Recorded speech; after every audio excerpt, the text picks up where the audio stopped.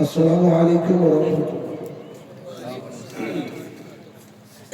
الحمد لله وحده والصلاة والسلام على من لا نبي بعد أما بعد فإن خير الحديث كتاب الله وخير الهدي هدي محمد صلى الله عليه وسلم وشر الأمور محدثاتها وكل محدثة بدعة وكل بدعة ضلالة وكل ضلالة في النار. فأعوذ بالله من الشيطان الرجيم. يا أيها الذين آمنوا قوا أنفسكم وأهلكم نارا.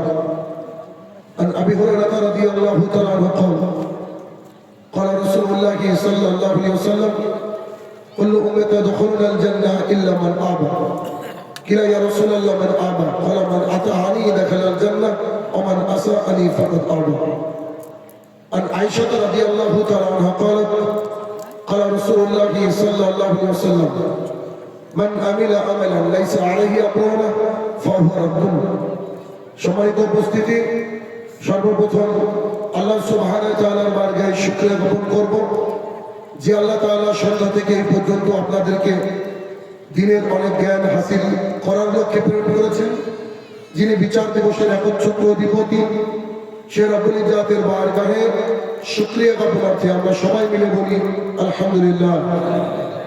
অতঃপর সমগ্র মানব জাতির শিক্ষক, সমগ্র মানব জাতির পথ প্রদর্শক মুহাম্মদুর রাসূলুল্লাহ সাল্লাল্লাহু আলাইহি সাল্লামের উপর শতকোটি সালাত ও সালাম বর্ষিত হোক, আমরা বলি আল্লাহুম্মা আমিন। দিনাজপুর অন্তর্গত উজিরডাঙ্গা পাড়া জামে মসজিদ, অত্র মসজিদে এই উন্নতি কল্পে যে মাহফিলের আয়োজন করা হয়েছে তাতে আজকে আমার আলোচনার বিষয় প্রিয় রাসূল সাল্লাল্লাহু আলাইহি ওয়াসাল্লাম। উক্ত বিষয় তথ্য এবং তত্ত্ববহল আলোচনা পেশ করার চেষ্টা করব ইনশাআল্লাহুল আজিজ। মূল আলোচনার পূর্বে দুটো বিষয় ছোট করে আপনাদের সামনে উপস্থাপন করার চেষ্টা করব। তার একটা বিষয় হচ্ছে এই আদম আলাইহিস সালাম থেকে শুরু করে মুহাম্মদ সাল্লাল্লাহু আলাইহি সাল্লাম পর্যন্ত কোন নবীকে তার জাতি ফুলের মালা দিয়ে বরণ করে নিয়েছিল? কোন নবীকে, কোন রাসূলকে ভালোবেসে তিনি যা বলেছেন তার কথা হুবহু মেনে নিয়েছিলেন? কেউ কোন নবী অথবা রাসূলের বিরোধিতা করেননি, এমন কি কোনো ঘটনা জানা আছে আপনাদের? একটু উত্তর দিতে হবে। আচ্ছা, যদি উত্তর না হয় তার অর্থ হচ্ছে আদম আলাইহিস সালাম থেকে শুরু করে মুহাম্মদ সাল্লাল্লাহু আলাইহি সাল্লাম পর্যন্ত যারা হক কথা বলেছে তাদেরকে জাতি মেনে নেয়নি, এ কথাই সত্য। যদি কাউকে তার জাতি মেনে নেয়, হয় জাতি মূর্খ নয় বক্তা গোলাল, দুটোর একটা। হয় জাতি অজ্ঞ নাহলে বক্তা মিলিয়ে চলে যাতে করে তার মার্কেটটা ঠিক থাকে। এ বিষয়ে একটু আপনাদেরকে কনফার্মেশন দিলাম। যদি বুঝতে পারেন আমার কথা তাহলে আমি ধন্য হব বলে আমি মনে করি। দ্বিতীয় বাক্য হচ্ছে, এখানে আমরা যারা উপস্থিত রয়েছি সবাই আশা করছি মুসলমান, মানে অনেক জায়গায় অন্যান্য ধর্মাবলম্বী থাকে। এই দিনাজপুরের এই পরশুদিন কি তার আগের দিন একটা মাহফিলে গেলাম, তো বলছে এখানে প্রায় 30% হিন্দু উপস্থিত থাকবে, আপনি সেভাবে আলোচনা করবেন। আজকে যারা আমরা সবাই এখানে উপস্থিত সবাই মুসলমান, আলহামদুলিল্লাহ। আপনাদের সামনে যদি কেউ আল্লাহ সুবহানাহু ওয়া তাআলার ঐশী গ্রন্থ আল কোরআন এটাকে অপমান করে, কেউ দেখে অপমান করে, তখন আপনার গায়ে শক্তি আছে, স্মৃতিশক্তি সুন্দর আছে, মানে আমি পাগল হইনি। এমনকি একজন মুসলমান আছে এখানে যে কোরআনের অপমান হবে আর আমরা বাধা দিব না? অবশ্যই। কথা বুঝেছেন আমার? ওনার বয়স যথেষ্ট হয়েছে, উনি কিন্তু কি বলেছেন অবশ্যই, মানে আমরা বাধা দিব 100%। কারণ আমাদের দেহের রক্তবিন্দু যতক্ষণ থাকবে যদি কোরআনের কোনো অপমান হয় তাহলে আমরা সেখানে বাধা প্রদান করবো ইনশাআল্লাহ। ঠিক তো? সূরা আরাফ সূরা নম্বর 7 আয়াত নম্বর 204 আল্লাহ সুবহানাহু ওয়া তাআলা বলেন, যখন আমার কোরআন কেউ পাঠ করবে, কেউ পড়বে, যখন আমার কোরআন আমার জমিনে পঠিত হবে, কেউ পড়বে, তখন তোমাদের দায়িত্ব আছে দুটো। এক, তোমরা মনোযোগ সহকারে শুনবা। দুই, তোমরা একেবারে চুপ থাকবা। যদি এই কাজটা করো, তোমাদেরকে কল্যাণ দান করে রহমত দেওয়া হবে, তোমাদেরকে ভালো জায়গায় একটা স্থান দেওয়া হবে। আপনার ভাষায় বলছি। তো আল্লাহ সুবহানাহু ওয়া তাআলা এই আয়াত নাযিল করলেন। কোরআনুল কারীমের আয়াতের নাযিলের যে ঘটনা, ব্যাকগ্রাউন্ড, ইতিহাস, তাকে বলা হয় শানে নুজুল। প্রত্যেক আয়াতের কোনো না কোনো শানে নুজুল থাকে। রাসূলুল্লাহ সাল্লাল্লাহু আলাইহি ওয়াসাল্লাম এর উপর আল্লাহ সুবহানাহু ওয়া তাআলা এই আয়াত নাযিল করলেন তখন, যখন মক্কার কুরাইশ মুশরিক বেদিন বেঈমানরা রাসূলুল্লাহ সাল্লাল্লাহু আলাইহি ওয়াসাল্লাম যখন কোরআনুল কারীম তেলাওয়াত করতেন কাবার মধ্যে, তো তিনারা গোল হয়ে বসে যেতেন, যে এত চিৎকার চেঁচামেচি করতেন যাতে করে আল্লাহ রাসূলের কোরআনের আয়াত মক্কার ঘরে ঘরে না পৌঁছে যায়। তিনারাও বুঝতেন এটা ঐশী গ্রন্থ আল কোরআন, যার পাওয়ার ছিল ভিন্ন। এই কোরআনের আয়াত যদি কোন শিক্ষিত, বুদ্ধিমান, সুস্থ মস্তিষ্কের মানুষের কাছে পৌঁছে যায়, সে মানুষটা এসে আল্লাহ রাসূলের হাত ধরে দ্বীন ইসলাম গ্রহণ করবে। এই ছিল মক্কার বেদিন বেঈমানদের ভয়। তারা আল্লাহকে মানত না, কিন্তু তাদের একটা ভয় ছিল। তারা নবীকে মানত না, তবু একটা ভয় ছিল, যেন এই কোরআন যেন মানুষের কানে কানে না পৌঁছে যায়। তাই তারা কি করলো? চিৎকার চেঁচামেচি শুরু করে দিল। আল্লাহ সুবহানাহু ওয়া তাআলা খারাপ লাগলো বিষয়টা। দুনিয়া আমার, কোরআন আমার, নবী আমার, আর এইখানে আমার নবী কোরআন তেলাওয়াত করে, আমার সাহাবীরা কোরআন তেলাওয়াত করে, আমার নবীর সাহাবীরা কোরআন তেলাওয়াত করে, আর এই কোরআনকে বাধা দেওয়া হয়। তাই আল্লাহ সুবহানাহু ওয়া তাআলা গাইডলাইন নাযিল করে দিলেন যে যখন তোমাদের সামনে কোরআন পঠিত হবে, তখন তোমরা চুপ থাকবে এবং শুনবা। কথা বোঝা গেল না? আমি একটু কঠিন কথা বলি, সবাই জানে। কেন জানেন? কারণ মুমিন হচ্ছে মুমিনের আয়না, মানুষ বলে না? আচ্ছা বলেন তো, আয়নাটা আমাদের ভুল ধরিয়ে দেয় কি দেয় না?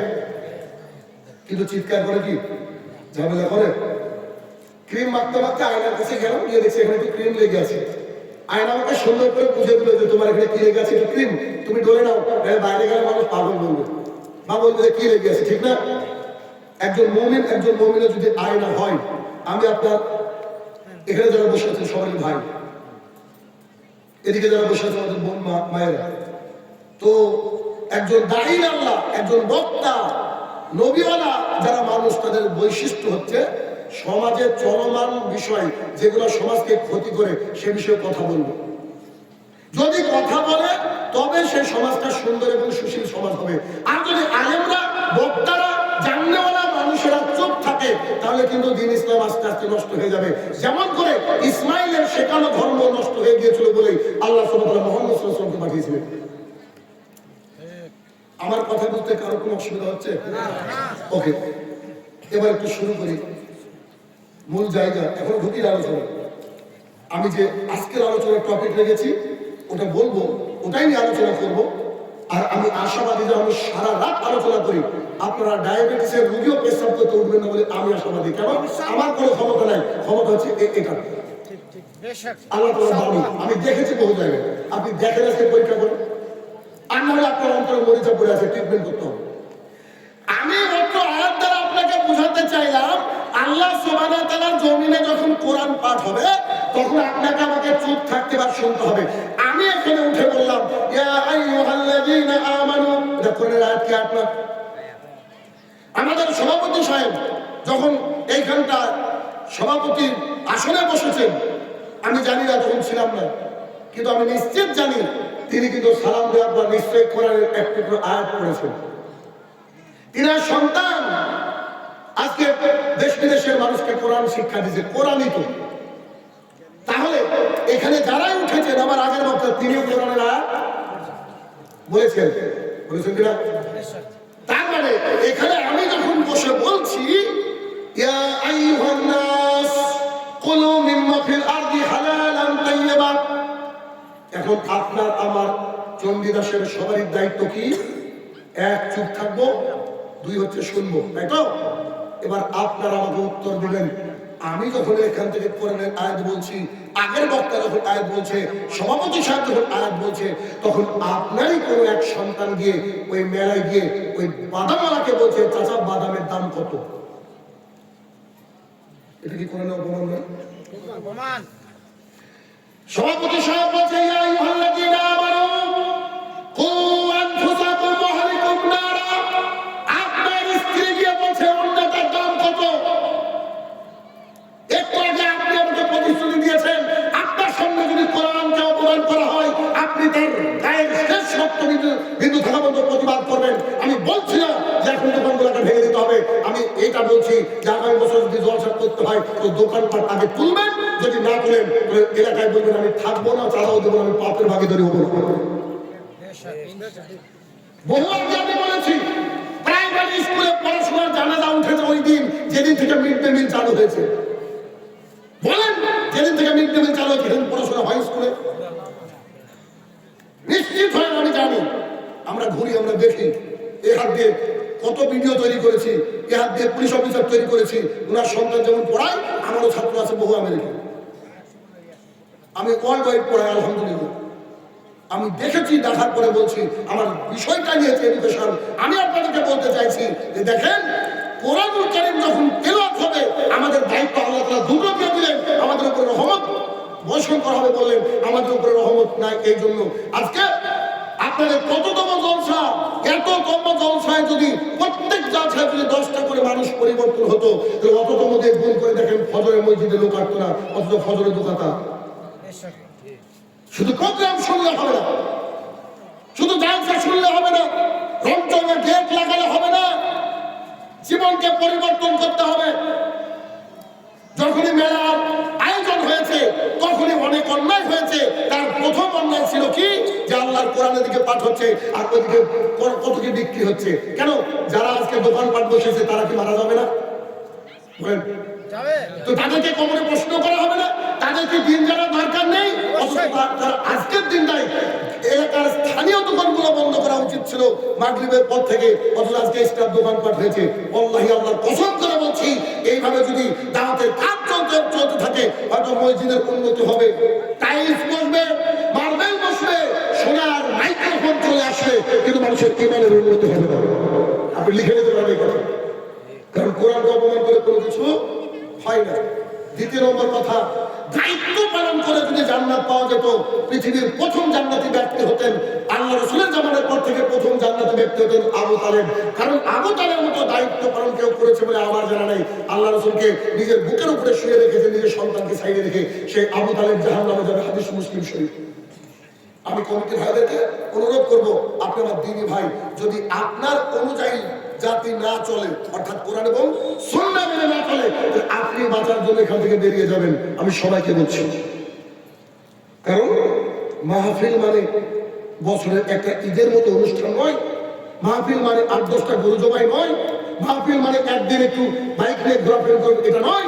মাহফিল মানে হচ্ছে যেখান থেকে আপনি আল্লাহ এবং আল্লাহ রসুলের সুললিত বাণী শুনবেন।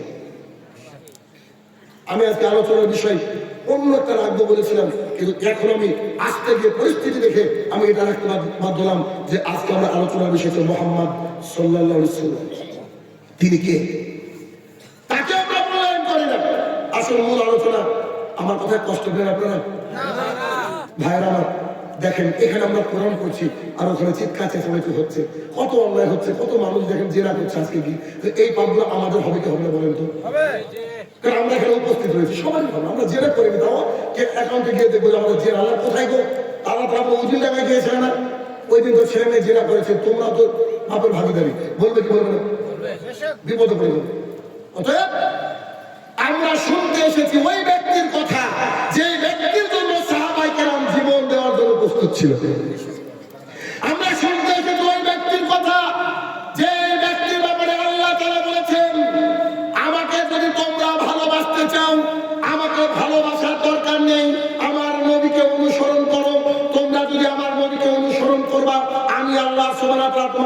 ভালোবাসবো, শুধু আমি ভালোবাসবো না, আমি যদি কাউকে ভালোবাসি তাহলে নিশ্চিত জেনে রাখো তোমার পেছনে যত গুনাহ খাতা হয়েছে আল্লাহ বলছে আমি সমস্ত গুনাহ খাতাকে ক্ষমা করে দেবো।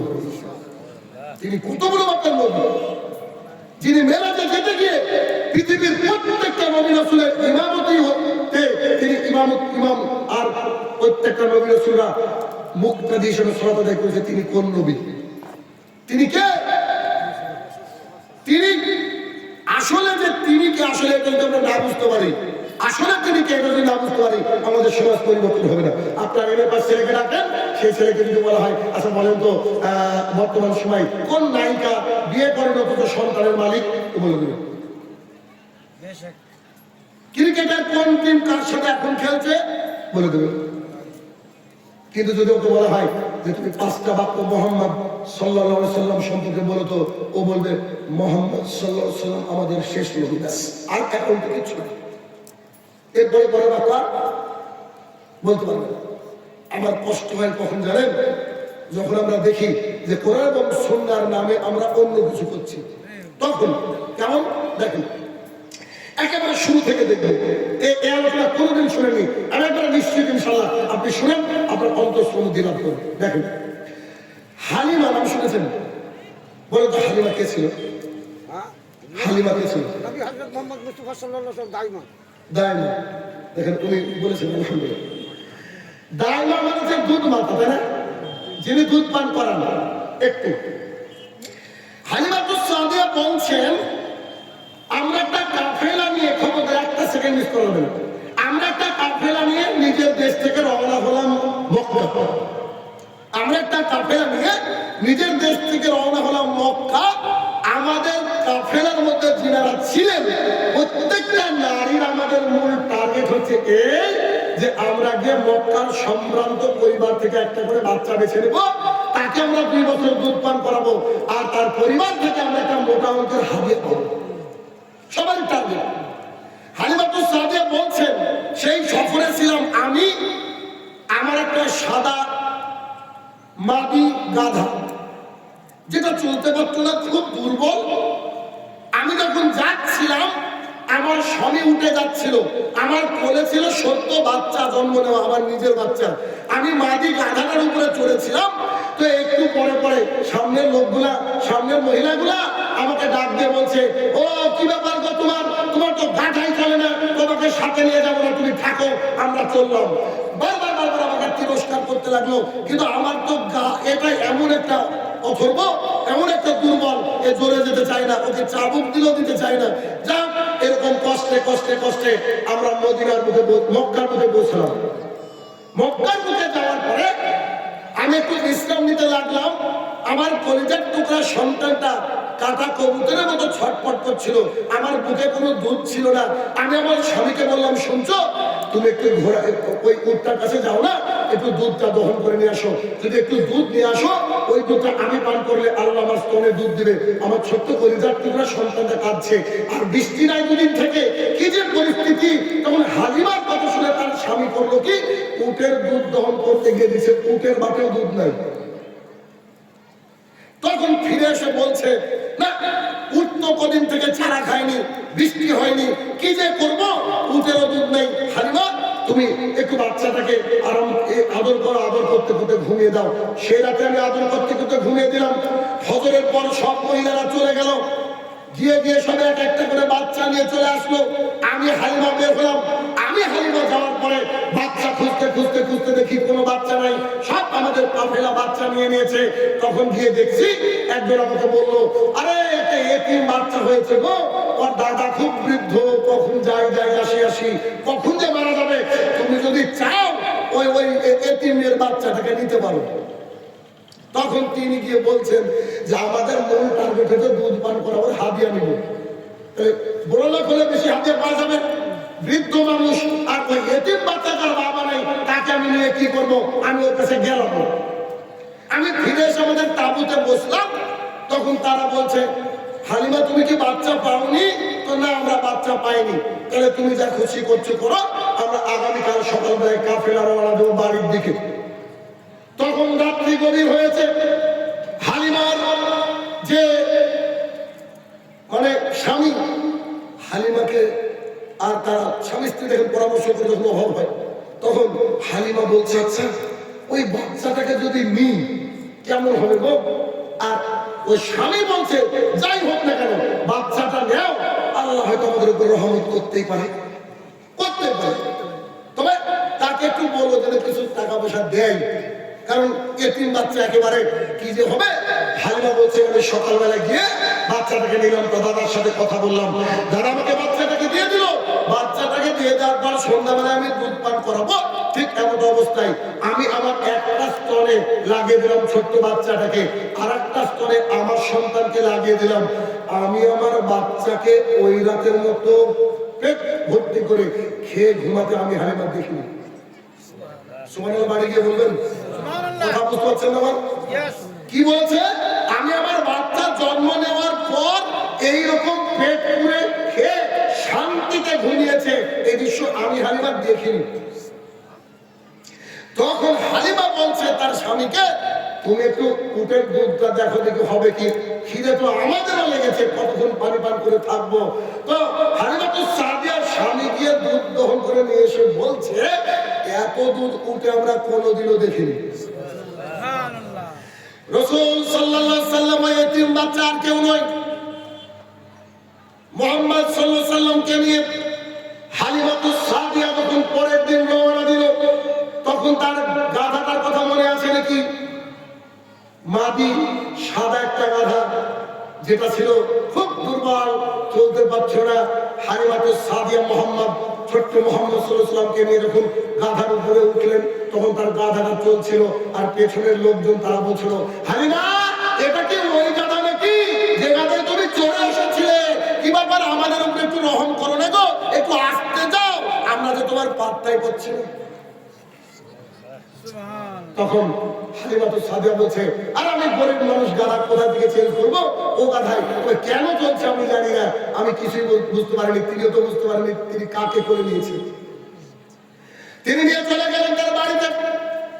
বাড়িতে যাওয়ার পরে হালিমা যত পশু ছিল সেই পশুগুলার দুধ দহন করতো, আর এত দুধ হতো চারিদিকে ছড়িয়ে গেল। এবার অন্যান্যরা যেসব মানুষের গরু ছাগল ছিল তারা তাদের রাখালকে ডেকে বলছে হালিমা কোথায় ছাগল চড়াই, হালিমা কোথায় গরু চড়াই, হালিমার লোক কোথায় ছাগল চড়াই, হালিমার লোক কোথায় পশু চড়াই, তোরা কি দেখতে পাস না?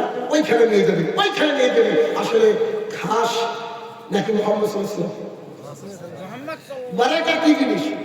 তখন হালিমা তো সাদিয়া যেখানে চড়াতেন সেইখানে যে তারা চড়ালো, কিন্তু দুধ তাদের মতোই থাকলো, কিন্তু হালিমার বাড়িতে দুধ একেবারে ভরপুর হয়ে গেল। তিনি হচ্ছে মুহাম্মদ রাসূলুল্লাহ সাল্লাল্লাহু আলাইহি ওয়াসাল্লাম। আমি আপনাকে এই কথা এই জন্য শোনালাম যে পৃথিবীর মধ্যে যদি আল্লাহর জমিনে যদি কারো কথা সর্বশ্রেষ্ঠ হয় সেটা হচ্ছে আল্লাহ সুবহানাহু ওয়া তাআলার কথা। যদি আল্লাহ সুবহানাহু ওয়া তাআলার কথা সর্বশ্রেষ্ঠ হয়, তারপরে যদি কারোর কথা আল্লাহর জমিনে চলবে সেটা হচ্ছে মুহাম্মদ রাসূলুল্লাহ সাল্লাল্লাহু আলাইহি ওয়াসাল্লাম। এই জন্য তো আমরা বলি ফাইন্না খায়রাল হাদিসি কিতাবুল্লাহ ওয়া খায়রাল হাদি হাদি মুহাম্মদ সাল্লাল্লাহু আলাইহি ওয়াসাল্লাম। এমনি কি বলি নাকি আহলে হাদিসের বক্তাগণ বিয়েতে গেল এই খুতবা পড়ে, মাইয়াতে যেতে গেল এই খুতবা পড়ে, জলসাতে এই খুতবা পড়ে, যেখানে যায় এই খুতবা পড়ে। কেন? তারা স্বীকার করে যে সবচেয়ে উত্তম কথা হচ্ছে আল্লাহ তাআলা, আর সবচেয়ে উত্তম কথা হচ্ছে মুহাম্মদ রাসূলুল্লাহ সাল্লাল্লাহু আলাইহি ওয়াসাল্লাম। এবার আপনাকে একটা অংশ দেখালাম, এই অংশ থেকে বুঝতে পারলাম যে আমাদের প্রিয় নবী মুহাম্মদ সাল্লাল্লাহু আলাইহি ওয়াসাল্লাম তাকে আমাদেরকে যে কোনো মূল্যে মেনে নিতে হবে। তিনি কে? তিনি কে? এটা যদি আমি চিনতে পারি আমাদের অন্তরটা আরো প্রশস্তি লাভ করবে, আরো প্রশান্তি লাভ করবে। আপনাদের কি মনের মধ্যে প্রশ্ন হয় না আল্লাহ তাআলা এক, আর আল্লাহ তাআলার সিলেবাস এইটা, তাহলে পৃথিবীতে এত ধর্মমত কেন, এত দল কেন? প্রশ্ন হয় না? হওয়া তো উচিত। এবার আপনাকে তথ্য দিচ্ছি, দেখেন কার সম্পর্কে আলোচনা করছি। আপনার পকেটে যে অ্যান্ড্রয়েডটা আছে, যে মোবাইলটা আছে, ওখানে গিয়ে গুগল, এই গুগল কে কে কে চালায়? মুসলমান? ইহুদি। ওনার মালিক কে? ইহুদি। আল্লাহ তাআলা কোরআনুল কারীমে বলছে তোমাদের প্রকাশ্য শত্রু হচ্ছে ইহুদি। তার মানে ইহুদি যে মুসলমানের গুণগান গাইবে না, এটা তো জানেন? গুগলে এখন লিখেন who is the most influence person in the world right now. পৃথিবীর বুকে সবচেয়ে ভালো মানুষের নাম কি? গুগল লিখছে মুহাম্মদ রাসূলুল্লাহ সাল্লাল্লাহু আলাইহি ওয়াসাল্লাম। আমার আলোচনার শেষে কি হবে আমি জানি না, তবে আপনার মুহাম্মদ রাসূলের উপরে যে ভালোবাসা আছে তার কারণটা এত বেশি উঁচুতে যাবে, এত বেশি আল্লাহ রাসূলকে ভালোবাসবেন। আপনি আমাদের জলসার পরে কথা বলেন, এখন শুনেন। আচ্ছা, গুগলকে লিখলাম যে পৃথিবীর সবচেয়ে ভালো মানুষের নাম কি, তিনি কি বললেন? মুহাম্মদ সাল্লাল্লাহু আলাইহি সাল্লাম। আচ্ছা, পরে পরে দেখব। গুগলে এখন গিয়ে লিখি পৃথিবীতে ধর্ম কতগুলা, গুগল বলছে যে 4000 প্লাস। 4000 প্লাস, 4000 প্লাস ধর্ম আছে। আচ্ছা বলেন তো, 4000 প্লাস ধর্ম কি আল্লাহর কাছে গৃহীত হবে? না। একটা বাক্য আল্লাহ তাআলা কোরআনুল কারীমে বলে দিয়েছেন, তার মানে 4000 যা আছে সব বাতিল।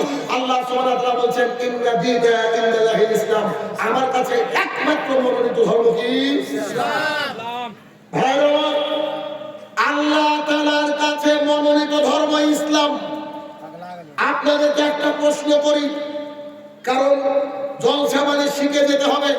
আমি বহুদিন বলেছি, মাহফিলে যখন আসবেন, যেহেতু এলাকায় হয়তো নতুন, আমার মাহফিল আশপাশে প্রচুর দিন করে মাহফিল, আমার মাহফিলে যখন যাবেন একটা ডায়েরি আর একটা পেন নিয়ে যাবেন, নোট করবেন, তবে উন্নতি হবে। কারণ আমার কাছ থেকে শুনে গেলে ভুলে যেতে পারেন, বাড়ি থেকে শোনাতে হবে। আর পৃথিবীর প্রত্যেকটা মানুষকে দিনের কাজ করতে হবে, করতে আমরা বাধ্য। এই জন্য তথ্যগুলো লিখে রাখতে হবে। তো 4000 ধর্ম রয়েছে, 4000 ধর্মের মধ্যে প্রত্যেকটা ধর্মকে বাতিল করে দেন আল্লাহর একটা শব্দ কি? আমার কাছে একমাত্র মনোনীত ধর্ম হচ্ছে ইসলাম। এখন দর্শকের কাছে আমার প্রশ্ন, ইসলাম হচ্ছে সর্বশ্রেষ্ঠ ধর্ম নাকি কোন ধর্ম? সবাই জানেন তো ইসলাম হচ্ছে সর্বশ্রেষ্ঠ ধর্ম। আচ্ছা ভাইরা, রাগ করেন না, আমার কথা একটু বোঝার চেষ্টা করেন। ইসলাম হচ্ছে সর্বশ্রেষ্ঠ ধর্ম, এই কথাটা মিথ্যা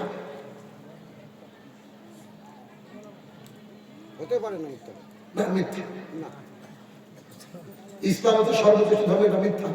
চাচা বলছে হতে পারে না, চাচা এখনই বলবেন সঠিক। আমি যে বলছি একটু শুনুন, ইসলাম হচ্ছে সর্বশ্রেষ্ঠ ধর্ম, এটা যে মিথ্যা আমি বললাম একটু। আল্লাহ সুবহানাহু ওয়া তাআলা বলেন আমার কাছে একমাত্র মনোনীত ধর্ম কি? আপনি একটা শাড়ির দোকানে গিয়েছেন, স্ত্রীর জন্য শাড়ি কিনবেন। এখন স্ত্রীর জন্য শাড়ি কিনতে গিয়েছেন, এখন দোকানদার করেছে কি, 3টি শাড়ি দেখিয়েছে। 3টি শাড়ি দেখিয়েছে, ভাই আমার দোকানে সর্বোচ্চ এই 3টে শাড়ি, সব প্রথমে এইটা, তারপরে এইটা, তারপরে এটা, এখন কোনটা নেবেন? তখন আপনি বলছেন যে কোনটা সবচেয়ে ভালো হবে, তখন বলছে সবচেয়ে ভালো, বলছেন বাজেট ঠিক আছে তো? ওই ঠিক আছে, সবচেয়ে ভালো হচ্ছে এইটা। ওর পছন্দ আমি আচ্ছা, নেব না, আমার পছন্দ আমি নেব। আপনি চুপ করবেন, কথা বলে শুনবেন তো। এবার সবচেয়ে ভালো কোনটা? এইটা। 1 মিনিট, এই যে এইটা আমাকে দিল, তার মানে এটা কার সাথে কম্পেয়ার হলো? এই দুটো শাড়ির সাথে কম হলো না? এই দুটো শাড়ির মধ্যে এইটা হচ্ছে ভাইরা আমার, ইসলাম সর্বশ্রেষ্ঠ ধর্ম যখন আমরা বলবো, তার মানে ইসলামের পরে কোন ধর্ম আছে? ইহুদি আছে, খ্রিস্টান আছে, অমুক আছে, তমুক আছে, কিন্তু আল্লাহ বলছেন তার কাছে মনোনীত ধর্ম ইসলাম। তার মানে ইসলাম হচ্ছে সর্বশ্রেষ্ঠ ধর্ম নয়, ইসলাম হচ্ছে একমাত্র ধর্ম। এবার বুঝতে পেরেছেন দাদা? বাকিগুলো সব বাতিল, বাকিগুলো সব বাতিল। আরে ইসলামকে যদি সর্বশ্রেষ্ঠ বলি, 2 নম্বরে থেকেও থাকবে, 2 নম্বরে চান্সই নেই। কথা কি হলো এবার? এবার বুঝতে পারছেন? আল্লাহ তাআলা বলেন ইন্না দীনা ইনদাল্লাহিল ইসলাম, আমার কাছে একমাত্র ধর্ম হচ্ছে ইসলাম। তার মানে পৃথিবীর কেউ বলতে পারবে না যে আমার ধর্ম, আমার ধর্ম, আমার ধর্ম, সবগুলো বাতিল। কেন? আল্লাহ যদি বলতেন মুসলমানরা প্রথমে জান্নাতে যাবে, তারপরে ইহুদি, তারপরে হিন্দু, তাহলে না হয় বুঝতাম ওদের চান্স আছে। ওদের তো লিস্টে নামই নাই, বুঝলেন? তার মানে একজন হিন্দু কোথায় যাবে? কোনো প্রশ্নই নেই ভাই, টেনশন করার কিছু নাই। একজন খ্রিস্টান, ব্যাস। ইসলাম ধর্মাবলম্বী মুসলমান ছাড়া সবাই জাহান্নামী, এটাকে শক্ত করতে হবে। আমরা নেতা না যে উঠে বলবো আসসালামু আলাইকুম, নমস্কার, এই কথা বলবো আমরা, আসসালামু আলাইকুমই বলবো। তাতে তোমার জ্বললে কি হলো, ফাটলে কি হলো, আমাদের দেখার সুযোগ নাই। ইসলাম সর্বশ্রেষ্ঠ ধর্ম নয়, একমাত্র ধর্ম। আল্লাহর কাছে মনোনীত দিন হচ্ছে ইসলাম। তার মানে আল্লাহর কাছে মনোনীত ধর্ম হচ্ছে এবার আমরা দেখবো একটু ছোট্ট করে পৃথিবীর বুকে কত ধর্ম আছে, 4000+। তবে কিছু কিছু ধর্মকে মানুষ মনে করে যে এই ধর্মগুলো অনেক উন্নত, তাদের কত আমাদেরকে হেদায়েতের পথে আনতে হবে, হবে যাবে না? আপনার ধর্ম নিয়ে আজকে গর্ব করবেন। আপনি দেখেন একটু পরে মোহাম্মদ সাল্লাল্লাহু আলাইহি ওয়াসাল্লাম গর্ব করবেন, যদি আলোচনা করে শুনেন একটু দেখেন। প্রথম হচ্ছে একটা ধর্মের নাম হচ্ছে পৃথিবী জুড়ে যে ধর্মটা এখন বর্তমানে মানুষ মনে করে শ্রেষ্ঠ, সেই ধর্মের নাম হচ্ছে খ্রিস্টান। ঠিক না? সত্য অনুসারী নাকি তাদেরই বেশি। খ্রিস্টান ধর্ম, ও মুসলমানের বাচ্চারা কান খুলে শুনে রাখো, খ্রিস্টান ধর্মের ধর্মগ্রন্থের নাম হচ্ছে Bible. Old testament, new testament. New testament gospel of John chapter number 14, মন্ত্র নম্বর শ্লোক নম্বর 12 থেকে 14। যিশু খ্রিস্ট নিজে তার ধর্মগ্রন্থের মধ্যে বলছেন, I have many things to send you now, you can get them now. When the Spirit of truth shall come, he will take the right path. He didn't say anything upon his own will say, as he heard from the Almighty, he will tell to the world, his name will be Muhammad Rasulullah sallallahu alaihi wasallam. খ্রিস্টান ধর্মগ্রন্থ বলছে, ইহুদি মানে খ্রিস্টানের যে ধর্মগ্রন্থের প্রণেতা মানুষ মনে করে, অথচ তিনি আমাদের নবী ঈসা আলাইহিস সালাম, তার একটা নাম দিয়েছে খ্রিস্ট, আমরা ওটা মানি না। তিনি বলছেন তার ধর্মগ্রন্থের মধ্যে কি বলছেন, আমি এখন তোমাদেরকে অনেক কথা বলতে চাই, তোমরা বিশ্বাস করবে না, কিন্তু শুনে রাখো আমার পরে একজন ব্যক্তি আসবে, তিনি তার নিজের মাথা থেকে কিছু বলবে না, যা উপর থেকে শুনবে তাই বলবে। আপনি কি কোরআনে এটা পড়েননি যে আল্লাহ রাসূল ওহী ছাড়া কোনো কথা বলেন না? তোমরা যদি স্বর্গে পৌঁছাতে চাও তাহলে তোমরা আমার পরে সেই ব্যক্তিকে মেনে নিও। এবার বলেন তো, যে ব্যক্তি এক আল্লাহ আর মুহাম্মদ সাল্লাল্লাহু আলাইহি ওয়াসাল্লামকে মেনে নেয় তাকে আরবিতে কি বলা হয়? মুসলমান। তাহলে খ্রিস্টান ধর্মগ্রন্থ যদি ভালো করে পড়তো তাহলে কি হতো, ওরাও মুসলমান হয়ে যেত। এখন আপনার প্রশ্ন হতে পারে, তারা কেউ শিক্ষিত না? আদিনার আশেপাশে যারা আছে কেউ শিক্ষিত না? ফুরফুরের আব্বাস সিদ্দিকী থেকে শুরু করে সবাই ছাগল? কথা বুঝেননি? কারণ কোন পূজা কি ইসলামে জায়েজ আছে? তাহলে পৃথিবীতে যত মাজার আছে সবগুলোকে ভেঙে দেওয়া জরুরি। অথচ আমরাও ধর্ম পড়ি, এটাই পড়ি, ওরাও এটা পড়ে। তাহলে বুঝতে হবে যে বেশিরভাগই অনুসারীরা ধর্মগ্রন্থ পড়ে না। পড়ে না। উদাহরণ নেবেন, দেখেন আহলুল হাদিস। আপনারা বোধহয় আহলুল হাদিসের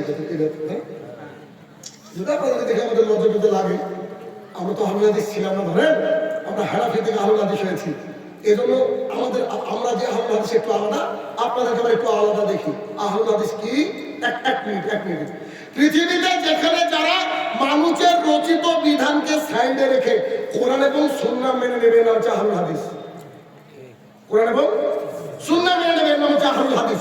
1, 2 ইমাম শাফি রাহমাতুল্লাহ আলাইহি বলেন, আমি যখন কোনো আহলুল হাদিসের ব্যক্তিকে দেখি আমার মনে হয় স্বয়ং নবী করিম সাল্লাল্লাহু আলাইহি ওয়াসাল্লামকে দেখলাম। তার মানে কোন ব্যক্তি যদি দাঁড়িয়ে এসে বলে আমি আহলুল হাদিস হবার পার, কষ্ট হচ্ছে? কত তো শুরু। আমি আপনার ভাই না?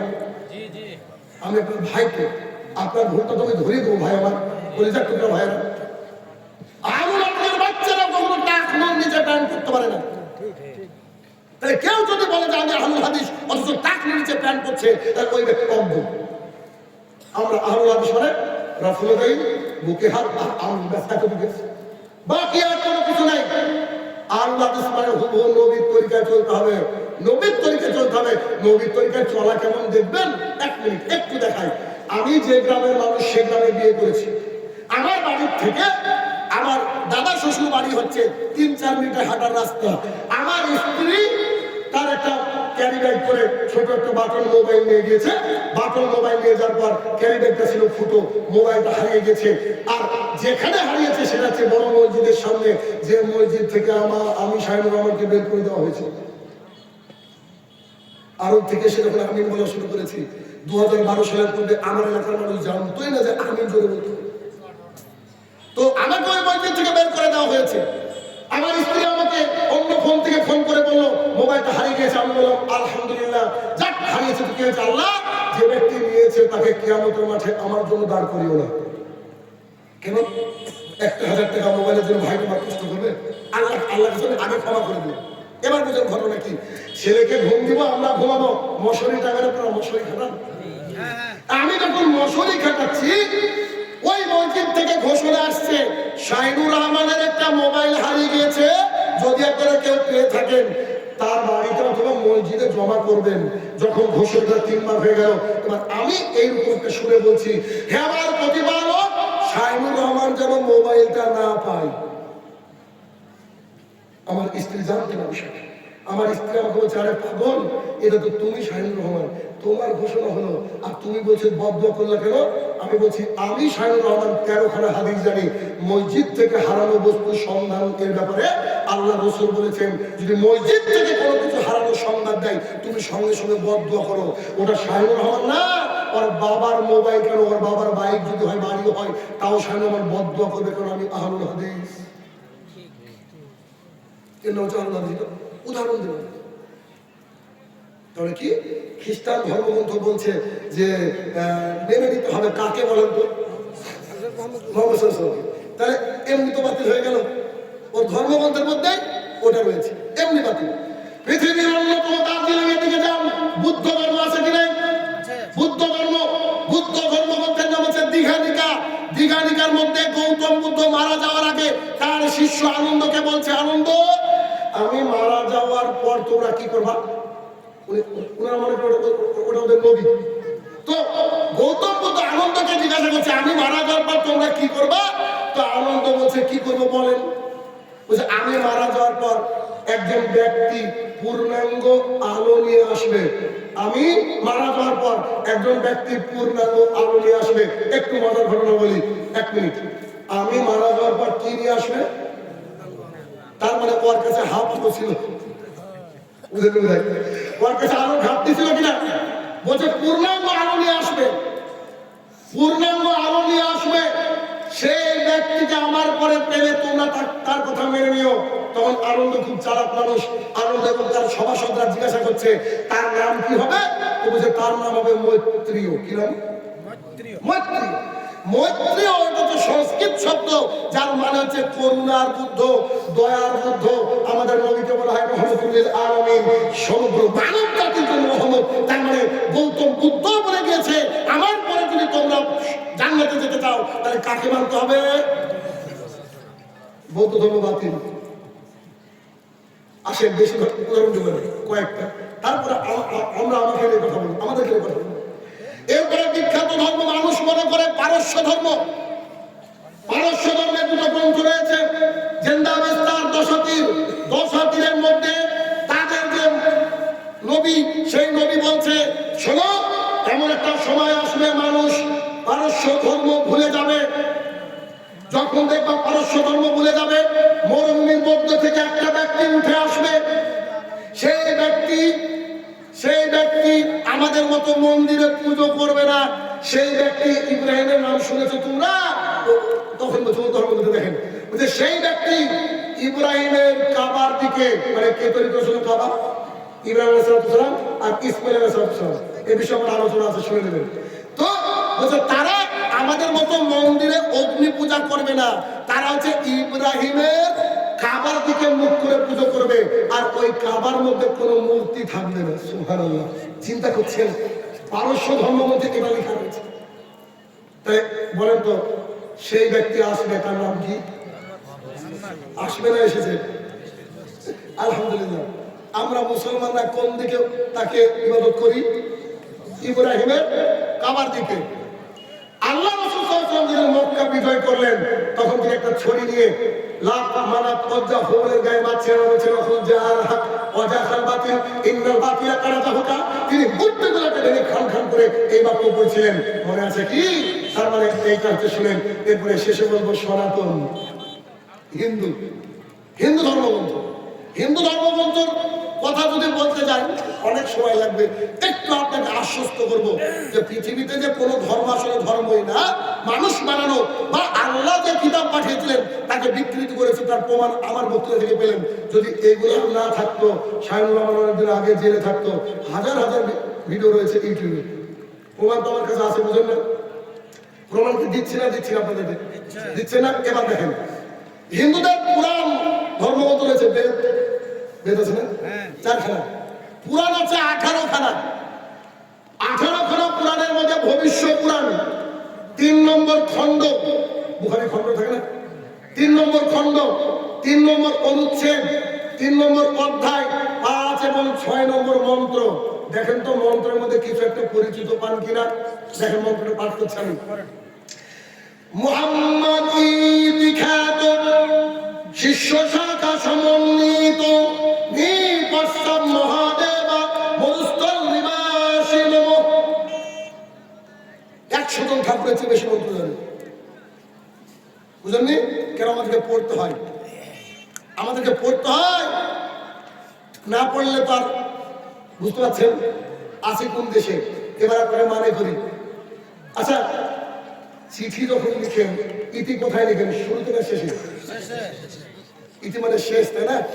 এবার বুঝেন, মুহাম্মদ ইতি খ্যাত, মুহাম্মদ নামে একজন ব্যক্তি, বিখ্যাত ব্যক্তি সর্বশেষে আসবে। শিষ্য শাখা সমন্বিত, তার সাথে তার শিষ্যরা থাকবে। আবু বকর রাদিয়াল্লাহু তাআলা, ওমর রাদিয়াল্লাহু তাআলা, শিষ্য শাখা সমন্বিত নিপশ্চাৎ মহাদেবা মরুস্থল নিবাসী নমঃ। একজন মানুষ যিনি রাজার বেশে আসবেন, মরুভূমির মধ্য থেকে উঠে আসবেন, তাকে আগে থেকে নমস্কার। তারা এক যার কথা বলেন তার নাম কি? মুহাম্মদ রাসূলুল্লাহ সাল্লাল্লাহু আলাইহি ওয়াসাল্লাম। তাদের আরো একটা ধর্মগ্রন্থ আছে কল্কি পুরাণ। কল্কি পুরাণের মধ্যে বলা হচ্ছে বিষ্ণু আইয়াসের ঘরে নরসংসা নামে একজন ব্যক্তি আসবে। মানে মন্ত্র পাঠ করার সময় নাই, কিন্তু শর্ট করে, বিষ্ণু আইয়াসের ঘরে নরসংসা নামে একজন ব্যক্তি আসবে। তার মায়ের নাম হবে সুমতি, তার গ্রামের নাম হবে সম্মান। আসল কথা, ইনি কে একটু দেখি। একজন ব্যক্তি আসবে, তার নাম হবে নরসংসা। সংস্কৃত নর মানে কি? মানুষ। সংস্কৃত সংসা মানে প্রশংসা। তো যে ব্যক্তি মানুষের প্রশংসা করে তাকে আরবিতে বলা হয় আহমদ। মুহাম্মদ সাল্লাল্লাহু আলাইহি ওয়াসাল্লামের 5টা নাম কোরআনুল কারীমের মধ্যে আছে, তার মধ্যে একটা নাম আহমদ। তিনি জন্মগ্রহণ করবেন বিষ্ণু আইয়াসের ঘরে। বিষ্ণু মানে ভগবান, আইয়াস মানে চাকর। ভগবানের চাকরকে বলা হয় আব্দুল্লাহ, বলে না? আব্দুল্লাহ আল্লাহর গোলাম। বিষ্ণু আইয়াসের ঘরে জন্মগ্রহণ করবেন। তার মায়ের নাম হবে সুমতি। সুমতি মানে হচ্ছে যে নারী বা যে খুব শান্ত সুন্দর শান্তি যার মধ্যে বিরাজ করে। আর রাসূল সাল্লাল্লাহু আলাইহি ওয়াসাল্লাম মায়ের নাম হচ্ছে আমিনা। আমিনা মানে শান্তি। তিনি জন্মগ্রহণ করবেন সম্বালা নামক গ্রামে। সম্বালা, এই যে আপনাদের এখানে আসলাম, আপনারা আমাকে নেটে দেখেছেন আর আপনারা বলেছেন কুজিলডাঙ্গা আসতে হবে। বাবার নামে কোনোদিন আসেনি, কিন্তু গুগল ম্যাপে লিখলাম কুজিলডাঙ্গা, আমাকে নিয়ে চলে আসলো। কিন্তু গুগল ম্যাপে গিয়ে লিখেন যে সম্বালা, লিখবে না কেন?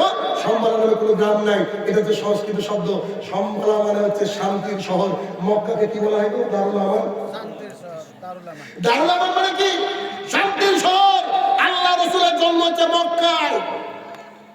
মাত্র তাদের ধর্মগ্রন্থ থেকে বোঝানোর চেষ্টা করলাম যে ইসলাম হচ্ছে একমাত্র জীবন বিধান, a complete code of life, পূর্ণাঙ্গ জীবন বিধান।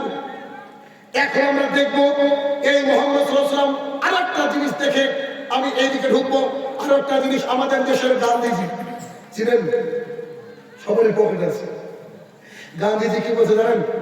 আচ্ছা, হিন্দু আমাদের প্রশংসা করবে মনে হয়? গান্ধীজি বলছেন, আরে কথাটা আমার কলিজায় লাগাচ্ছে, মুসলমানের বাচ্চারা আজ রাহিকুল মাকতুম পড়ে না, আল্লাহ রাসূলের জীবনী পড়ে না। গান্ধী কি বলছে দেখেন। গান্ধীজি বলছেন, I have read a lots of biography in my life. When I got Muhammad sallallahu alaihi wasallam biography in my hand, I read it thoroughly. Honestly, I tell to the world, the biography was an unique and unparalleled. Mister Gandhiji বলছেন, আমার জীবনে আমি অনেক জীবনী গ্রন্থ পড়েছি, তবে এই মোহাম্মদ আমরা বলি সাল্লাল্লাহু আলাইহি ওয়াসাল্লাম, তার জীবনী যখন আমার কাছে আসলো, আমি একবারে লাইন বাই লাইন পড়লাম। কেন বলেন তো? কেন? যদি ভুল টুল ধরতে পারি, এটাই তো। লাইন বাই লাইন পড়লাম। লাইন বাই লাইন পড়ার পরে তিনি বলছেন, অনেস্টলি, সততার সাথে একটা কথা বলে যায়, দুনিয়া বলছে শোনো, ইনার মতো চরিত্র আর কারো থাকতে পারে বলে আমি গান্ধীজি বিশ্বাস করি না। সুবহানাল্লাহ। এই হচ্ছে আমাদের নবী মুহাম্মদ সাল্লাল্লাহু আলাইহি ওয়াসাল্লাম। আর আপনার ছেলে এই সাইড দিয়ে উড়িয়ে দিয়েছে, এই সাইড দিয়ে উড়িয়ে দিয়েছে, সাধারণত চুল কেটেছে। বলছে বাপ এই ধরনের চুল কোথা থেকে কাটলি? বলছে হানি সিং। অথচ তার উচিত ছিল মোহাম্মদ সাল্লাল্লাহু আলাইহি ওয়াসাল্লামকে অনুসরণ করা, ঠিক কিনা? আচ্ছা আসেন, একজন খ্রিস্টান লেখক মাইকেল এইচ হার্ট তিনি বলছে গোটা পৃথিবী থেকে শিক্ষিত মানুষের আমি লিস্ট করা শুরু করলাম। শিক্ষিত মানুষের লিস্ট করতে করতে আইজাক নিউটন অমুক অমুক সবারের নাম পেলাম। আমি যখন লিস্ট করলাম 1 নম্বরে যার নাম আমি দিতে বাধ্য হলাম তার নাম হচ্ছে মুহাম্মদুর রাসূলুল্লাহ সাল্লাল্লাহু আলাইহি ওয়াসাল্লাম। আপনি এই বইটা বাংলাতে অনুবাদ আছে পড়বেন। এই বইয়ের প্রথমে আল্লাহ রাসূলের নাম আছে, বাংলা বইয়ের নাম হচ্ছে 100 জন মনীষী। মোহাম্মদ সাল্লাল্লাহু আলাইহি ওয়াসাল্লাম ভালোবাসা বাড়ছে না কমছে? ইসলামের প্রতি ভালোবাসা বাড়ছে না কমছে? আচ্ছা এবার দেখেন মোহাম্মদ সাল্লাল্লাহু আলাইহি ওয়াসাল্লাম কে? মোহাম্মদ সাল্লাল্লাহু আলাইহি ওয়াসাল্লাম হচ্ছেন ওই ব্যক্তিত্ব যে ব্যক্তিত্বকে ভালোবাসলে জান্নাতে ঘর কনফার্ম হয়ে যায়। আনাস ইবনে মালিক রাদিয়াল্লাহু তাআলা আনহু বলেন, আমরা একবার রাসূল সাল্লাল্লাহু আলাইহি ওয়াসাল্লামের সঙ্গে বসেছিলাম। একজন ব্যক্তি এসে বলছে মা তাকুমুস সাআহ, ও আল্লাহর রাসূল আপনি কি বলতে পারেন কিয়ামত কবে হবে? রাসূল সাল্লাল্লাহু আলাইহি ওয়াসাল্লাম তার দিকে তোয়াক্কা করলেন না, তার দিকে দেখলেন না, সালাত আদায় করলেন। সালাত আদায় করে বলছে ওই ব্যক্তি কই? তখন তিনি বলছেন এই যে আমি। তখন মুহাম্মদ সাল্লাল্লাহু আলাইহি ওয়াসাল্লাম বলছেন তুমি কি জিজ্ঞাসা করেছিলা? আল্লাহর রাসূল কবে কিয়ামত হবে? তখন মুহাম্মদ সাল্লাল্লাহু আলাইহি ওয়াসাল্লাম বলছে তুমি শোনো তুমি কিয়ামতের জন্য কি প্রস্তুতি গ্রহণ করেছো? তখন সেই ব্যক্তি বলছে আমল টামল তো তেমন কিছু করতে পারিনি, কিয়ামতের তেমন প্রস্তুতি নাই। আরে করেছো কি সেটা বলো। তো যে আমি আল্লাহ রাসূলকে ভালোবাসি। মুহাম্মদ সাল্লাল্লাহু আলাইহি ওয়াসাল্লাম বলছে যে যাকে ভালোবাসে সে তার সাথে থাকবে। আমি আপনি যদি ভালোবাসে আল্লাহ রাসূলের মতো দাঁড়িয়ে রাখি কার সাথে থাকবো? আমি আপনি যদি ভালোবাসে আল্লাহ রাসূলের মতো পোশাক পরি কার সাথে থাকবো? আল্লাহ রাসূলকে ভালোবাসে যদি আমরা তার তরিকায় চলাফেরা করি আমরা অবশ্যই আল্লাহ রাসূলের সঙ্গে থাকবো। নইলে আমার মতো শিক্ষককে মসজিদ থেকে বের করে দেয়। আপনি চিন্তা করতে পেরেছেন? আমি শুধু বলেছি আমাকে গুলি করে মেরে ফেলো, আমি আমিন জোরে বলবো। কেন? আবু হুরায়রা রাদিয়াল্লাহু তাআলা বলেন রাসূলুল্লাহ সাল্লাল্লাহু আলাইহি ওয়াসাল্লাম বলেছেন কোন ব্যক্তি যদি আমিন আর ফেরেশতার আমিনের সাথে মিলে যায় তার সমুদ্রের পরিমাণ ফেরার পরিমাণ যদি পাপ হয় আল্লাহ তাআলা ধুয়ে মুছে সাফ করে দেবেন। কিসের আপনি ছোটখাটো সুন্নাত মনে করেন? আমি মনে করি না। আল্লাহ রাসূল যা করেছেন আমাদেরকে তাই করতে হবে। এই চিন্তাধারা নিয়ে যদি চলি আমাদের উন্নততর জায়গায় আমরা পৌঁছাতে পারবো বলে আমরা মনে করি। রাসূল সাল্লাল্লাহু আলাইহি ওয়াসাল্লাম শুধুমাত্র আমাদের কাছে নয় বরং তিনি আরশে আযীম আল্লাহ সুবহানাহু ওয়া তাআলার কাছেও প্রিয়। আল্লাহ তাআলার প্রিয় বান্দাদের লিস্টে প্রথম কাতারে প্রথম 1 নম্বরে যিনি রয়েছেন তিনার নাম হচ্ছে মুহাম্মদুর রাসূলুল্লাহ সাল্লাল্লাহু আলাইহি ওয়াসাল্লাম। ওদের যুদ্ধের সময় একজন সাহাবী আল্লাহ রাসূলকে এইভাবে ঢাল হিসেবে ধরেছিলেন। এইভাবে ঢাল হিসেবে থাকার পরে রাসূল সাল্লাল্লাহু আলাইহি ওয়াসাল্লাম বলছে যে তুমি তোমার মুখকে এইদিকে করো, তীর আসলে দেখতে পারবা। তখন তিনি বলছেন আপনার বুকে যদি কোনো তীর লেগে যায় আমার অজ্ঞানতাবশত আমি আমার নিজেকে ক্ষমা করতে পারবো না, তাতে আমি মারা যাই এই কথা সত্য, তবে আপনাকে আমি সেভ করে এই দুনিয়ার মায়া ত্যাগ করবো। ইনি হচ্ছেন মুহাম্মদ রাসূলুল্লাহ সাল্লাল্লাহু আলাইহি ওয়াসাল্লাম। মুহাম্মদ সাল্লাল্লাহু আলাইহি ওয়াসাল্লাম কে? যে মুহাম্মদ সাল্লাল্লাহু আলাইহি ওয়াসাল্লাম আপনাকে আমাকে আল্লাহ তাআলার প্রিয় হতে শিখিয়েছেন। আল্লাহ তাআলার প্রিয় হতে শিখিয়েছেন। কেমন? আল্লাহ তাআলার প্রিয় কি করে হয় আল্লাহ রাসূল শিখিয়েছেন। আবু হুরায়রা রাদিয়াল্লাহু তাআলা বলেন রাসূল সাল্লাল্লাহু আলাইহি ওয়াসাল্লাম বলেছেন গাভীর বাট থেকে ওলান থেকে দুধ বের করে যেমন ঢোকানো কষ্টকর, যেই চোখ আল্লাহ তাআলার ভয়ে কাঁদে এই চোখ জাহান্নামে ঢোকানো তো কষ্টকর। কি দিয়ে বুঝাবো আপনাকে আমি? আল্লাহ রাসূলকে ভালোবাসার নমুনা যদি দেখাই আপনি তাজ্জব হয়ে যাবেন। জনৈক সাহাবী এসে বলছেন আল্লাহ রাসূল সাল্লাল্লাহু আলাইহি ওয়াসাল্লাম আপনাকে একটা প্রশ্ন করব। আচ্ছা করো। আপনি তো নবী, আপনি তো রাসূল, আপনি তো জান্নাতে যাবেন এটা শিওর। আচ্ছা আল্লাহ যদি আমাকে জান্নাতে দেয়, আমাকে সাহাবী বলছে আল্লাহ যদি আমাকে জান্নাতে দেয় আপনার জান্নাত আর আমার জান্নাত কি এক হবে? তখন রাসূল সাল্লাল্লাহু আলাইহি ওয়াসাল্লাম বলছে যে যেমন আমল করবে যে যার প্রতি আল্লাহ যত খুশি তার জান্নাত তেমন হবে। সাহাবী আল্লাহ রাসূল সাল্লাল্লাহু আলাইহি ওয়াসাল্লামকে বলছে যদি এমন কোন জান্নাত আপনার মাবুদ আমাদের মাবুদ আল্লাহ আমাকে দেয় যে জান্নাতে আমি মুহাম্মদ সাল্লাল্লাহু আলাইহি ওয়াসাল্লাম আপনাকে আমি সাহাবী আপনাকে দেখতে পাবো না, আপনার মাবুদকে বলেন ওই জান্নাত আমার লাগবে না। কথা বলতে পারছেন? বুঝতে পারছেন? আল্লাহ তাআলা কোরআনের আয়াত নাযিল করে দিলেন এই যে যে ব্যক্তি যাকে ভালোবাসবে সে ব্যক্তি তার সাথে থাকবে, সে ব্যক্তি তার সাথে থাকবে। অতএব ভাইয়ের আমার, একটা জিনিস মাথার মধ্যে রাখবেন যে আমাদের কল্যাণ মুক্তি রয়েছে আল্লাহর ইতাআত করতে এবং আল্লাহ রাসূলের ইতাআত, আর কিছু না। আপনাদের সৌভাগ্য যে আপনারা শুরু থেকে দিন ইসলামটা পেয়েছেন। আমরা কি করে লড়াই করেছি, আমি বলার কারণে আমাদের মসজিদ থেকে আমার ভাগ্নের নাক থেকে পর্যন্ত ফাটিয়ে দেওয়া হয়েছে। দিন রাত আমাদেরকে পিস্তলের আগার উপরে থাকতে বলেছে, শাইনুল আমার যদি বক্তৃতা করতে আসে গুলি করে মেরে দেবো। তারপরে বলেছি শহীদ হবো কিন্তু দিন ইসলাম প্রচার করবো। আলহামদুলিল্লাহ তিনটা মসজিদ আমরা প্রতিস্থাপন করতে পেরেছি। আমাদের যে মসজিদ, যে মসজিদদের আমরা মানে বাজারের মসজিদ, সেই মসজিদ পরিচালনা করে 5 জন, তার একজনকে আপনারা চিনেন, ব্রাদার রাহুলকে চিনেন না? ও আমার ছোট ভাইয়ের মতো, একই মসজিদের আমরা। তার মানে ও হচ্ছে সেক্রেটারি, আমি হচ্ছে এক্সিকিউটিভ সেক্রেটারি। আপনি শুনলে তাজ্জব হয়ে যাবেন। আমি আমার মসজিদের কথা বলছি, ফজরে 100 মুসল্লি তৈরি করতে পেরেছি সমাজ। বুঝতে পারেন কোথায়? ফজরেও যা, জুমার দিনে থাকে। দেখেন একটা পশ্চিমবঙ্গে একটা গ্রাম দেখান। আমি কি বলেছি? জুমার দিনে উঠে বলেছি, যার বাড়ি লোক পূর্ণাঙ্গ সালাত আদায় করবে না, তার বাড়ি যদি কেউ মারা যায়, আমি তাকে কুকুর শেয়ালের মতো পুঁতে রাখবো। কেন? বেনামাজি আমার কাছে মুসলমান নয়। যার বাড়ি লোক পূর্ণাঙ্গ সালাত আদায় করবে না, তার বেটা বেটি যদি আমাকে বিয়ের জন্য বিয়ে করার জন্য বলেন, আমি শাইনুল রহমান তার বেটা বেটির বিয়ে পাবো না। আপনি বলেন, দেখেন আগামীকালকে আপনার মসজিদ শুরু হয়ে যাবে। আমার লজ্জা লাগছে যখন শুনলাম এটা আহলে হাদিসের গ্রাম। আরে মহিলারা এমন ভাবে চলছে বাসরাতের মধ্যে সেজে খেতে। আজকে বাসরাত আপনি চলেন আমার মসজিদে, একটা যুবককে আপনি দাড়ি ছাড়া পাবেন না, একটা যুবককে টাকনুর নিচে প্যান্ট পাবেন না, একটা যুবকের স্ত্রীকে পাবেন না যে পরীক্ষা করেন। নিজেকে আহলে হাদিস দাবি করেন, ঠিক লজ্জা লাগে না? আল্লাহ রসুলের ব্যাপারে বলা হচ্ছে কি যে আমি কোনো আহলে হাদিসকে দেখলে মানে আমি স্বয়ং নবী করিম সাল্লাল্লাহু আলাইহি ওয়াসাল্লামকে দেখলাম। কষ্ট নেবেন না ভাইয়ের আমার। আপনি আপনার মা বাবার সাথে কোনোদিন আমার বাবা আমাকে ডাকছে শাইনুর, আমি আমার বাবাকে বলছি আরে দাঁড়ান গো একটু আসছি। আবার আমাকে ডাকছে বেটা আব্বা আমি কাজে ব্যস্ত আছি, একটু পরে আমাকে ডাকেন। ভালো আমার আব্বা ভালো ব্যবহার করবে না। শুনলাম এলাকার মানুষ নাকি সুর ছাড়া বক্তৃতা শুনেন। যদি পাশে কোনো নদী থাকে ডুবে মরে যায় না, মরে যায় ভালো। রাসূলুল্লাহ সাল্লাল্লাহু আলাইহি ওয়াসাল্লাম কথা বলতেন, ঘাড়ের রড উঁচু হয়ে যেত। তিনি কমান্ডার আর সামনে সৈনিক বসে। কারণ আচ্ছা আমার কলিজাটা ফেটে যাচ্ছিল, কলিজাটা ফেটে যায় কেন? দেখেন, যদি কবরের কথা মনে পড়ে কারো যদি কবরের কথা মনে পড়ে, চোখ দিয়ে পানি আসবে কি আসবে না? আচ্ছা দলিল নেন, খালি আপনি আমি বললে তো হবে না, তাই না? দলিল নেন। দলিল হচ্ছে বারাই ইবনে আযব রাদিয়াল্লাহু তাআলা বলেন, একবার আমি আর মুহাম্মদ সাল্লাল্লাহু আলাইহি ওয়াসাল্লাম আমরা একটা আনসারী ভাই জানাজায় গেলাম। গিয়ে তখন কবর খননের কাজ চলছে। আল্লাহ রাসূল সাল্লাল্লাহু আলাইহি ওয়াসাল্লাম বসে পড়লেন, আমরা বসে পড়লাম। এমন ভাবে বসে পড়লাম, কাক পাখি ভাবছিল যে আমরা গাছের গুড়ি। মানুষের তো মুভমেন্ট হয় না, চলাফেরা হয়। গাছ কি করে?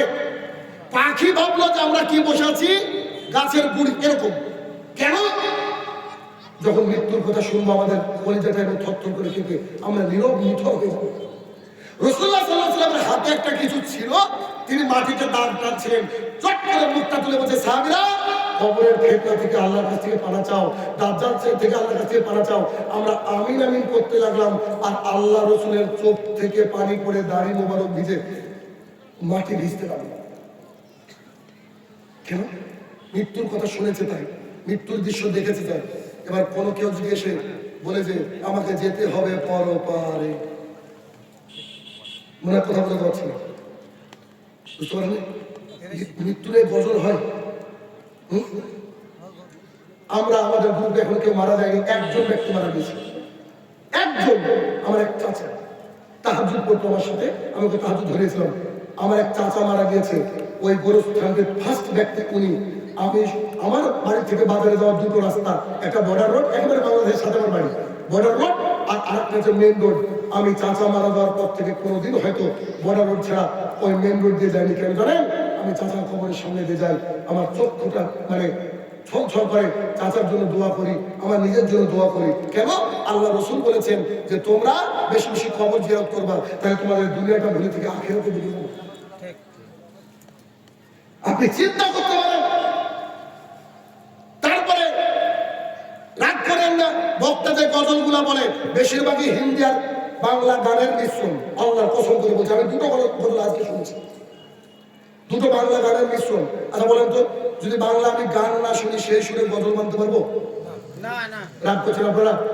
কোনোদিন ডাকেন আমাকে, প্রয়োজনই নেই। কারণ শাহিনুর রহমান সম্পর্কে সবাই জানে। শাহিনুর রহমান বলেছে যে কেউ যদি বলে হাদিয়া এভাবে দেখেছে, আল্লাহর কসম করে বলছি তারপরে দিন থেকে বক্তৃতা করবো না।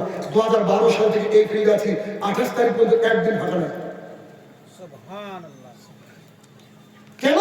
আমার কথা না যে আমি যেমন করে চলবো আল্লাহ এবং আল্লাহ রসুলের তরিকায়।